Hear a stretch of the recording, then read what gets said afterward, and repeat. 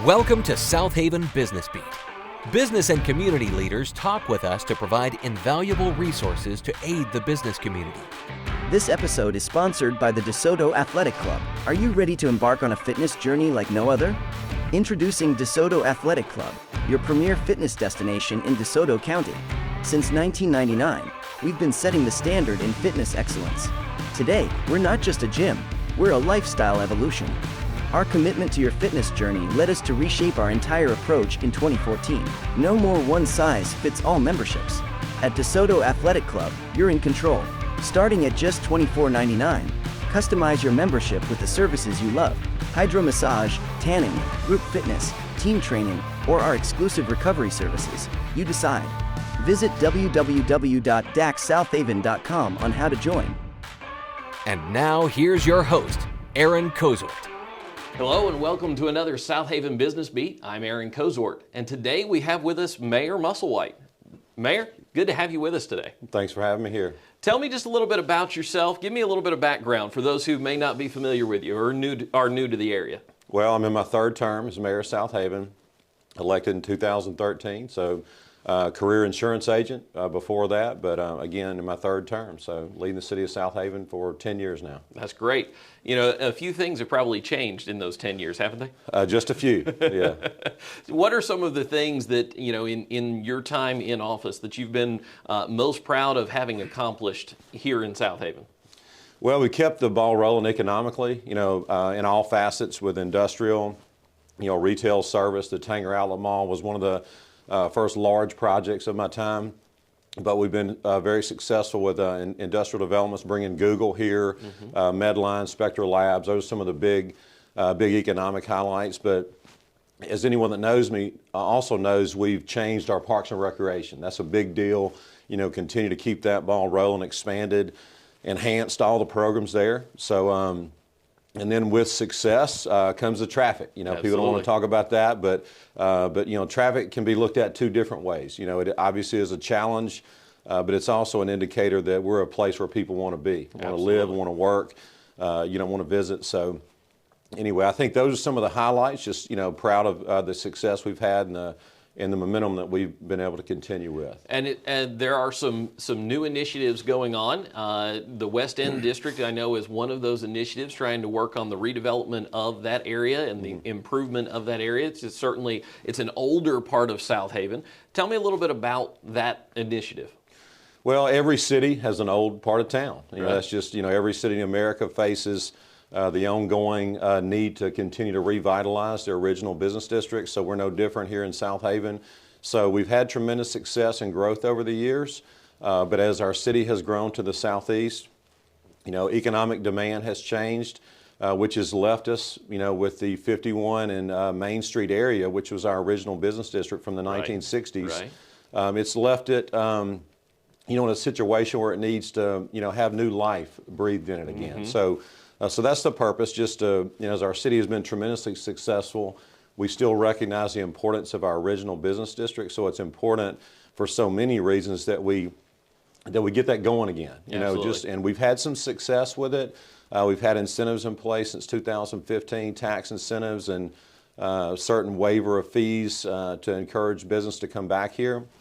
We've had small success stories, but we're just trying to you know, expedite that, just Sure. to, you know, build some momentum, get some fire going there again. So that's the purpose of the West End District redevelopment plan. So one of the things that you mentioned are incentives. It's an important part of business and business connections with government are incentives, because the government is able to say, hey, this is where we want to go, business, go there and help with that. What are some of the areas inside of City Hall and some of the departments that a business says, well, I didn't know there were any incentives? Who should they be reaching out to, and who should they be talking to within the government of the city to talk about those things? Good question. It starts at the city clerk's office, but Okay. but all the websites, all the social media pages, all have the information on there about the incentives. But obviously the Chamber of Commerce plays a key role in, you know, notifying people about that. but as a city clerk's office. Well, one of the things that I think new businesses and new business owners look at is all of the fire hose of information, and being able to reach out or go in person and visit someone like the city clerk or the Chamber of Commerce is a great opportunity for them to get that information directly and kind of sift through the fire hose and get just direct to the point. Now, tell me just a little bit about your background before becoming mayor. Well, like I said, I'm a career insurance agent, still have an insurance business in Southaven. From here, I grew up in Southaven. My parents moved here in 1968. Graduated Southaven High School in 1985. So I'm proud of that history. And then raised my kids here. Decided to go into politics. People ask me, when did you have plans on doing that? Never. Like they say, I tried to run from mayor instead of run for mayor. But eventually, the time was right in 2013. City needed some help, and my skill set was, was called upon, and it's been a good thing. I'm glad I did it. What's one of your favorite things about being in that position as mayor? Being able to see things change. It's a highly leveraged position. A lot of times people express frustration that when they want to see change, they talk about it, but they're not in a place where they can actually do something about it. So the most rewarding thing for me is to be able to look at the city that I love, where I'm from, and to be able to put my take on it, to see things that I think, where we could make it better, and we've been able to do that. But just having that leverage and being able to cause things to change for the better, that's been one of the most rewarding things about the job. We're taking a second to thank our sponsors. Follow App. The Follow App is the long-term solution for networking, instantly connecting you to those frequently missed opportunities to find the right referral partner or new client to grow your business. Wisdom Integrators. Are you a business owner and is technology getting in the way of your business? If your computers are slow, your website is horrible, or your business needs more efficiency, then it's time to reach out to Aaron Cozort and Wisdom Integrators. Would you like to be a sponsor? Contact Debbie King at 662-342-6114 for more information. Be sure to share and subscribe for more business resources. Now back to Southaven Business Beat and host Aaron Cozort. I know one of the projects that's been progressing and has been exciting to watch the news and information develop on is the expansion of the Landers Center. Tell me a little bit about that. Well, that's been one of the biggest projects I've been working on since 2018. Again, I like to tell people they don't understand how long it takes to get things going. When you see dirt moving, there's been so many years of work and so much effort behind the scenes. So it's the same thing with this project. In 2018, we had the proposal from an Embassy Suites.